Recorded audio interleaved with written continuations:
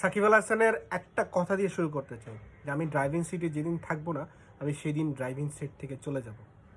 সাকিব আল হাসান আসলে ড্রাইভিং সিটে এখন নাই। সাকিব আল হাসান বুঝতে পেরেছে যে বাংলাদেশ ক্রিকেটে তাকে যে সম্মানটা দেওয়া দরকার এই মুহূর্তে সেটা পাচ্ছে না সাকিব আল হাসান। যে সাপোর্টটা দরকার সেই মুহূর্তে সাপোর্টটা পাচ্ছে না সাকিব আল হাসান।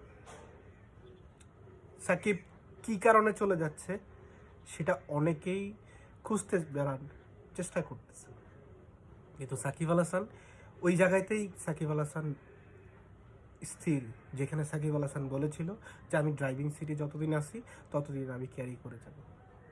সাকিব এখনও বুঝতে পারছে যে সাকিব আসলে ড্রাইভিং সিটে নাই। সাকিব এই মুহূর্তে যে ডিসিশনটা নিয়েছে সেটা সাকিবের জন্যই ভালো হয়েছে। হয়তোবা আমরা যারা সাকিব আল হাসানের ভক্ত রয়েছে আসলে আমাদের খুব কষ্ট হচ্ছে, কিন্তু কষ্ট হলেও সাকিব আল হাসানের সিদ্ধান্ত আমাদের মেনে নেওয়া উচিত।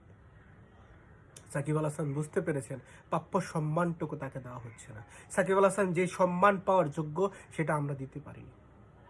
সাকিব আল হাসান বাংলাদেশ ক্রিকেটের জন্য কী ধরনের সম্পদ, সেই সম্পদের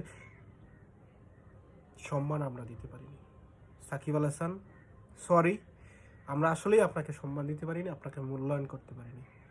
you are best allrounder in the world, the best player in history of Bangladesh cricket.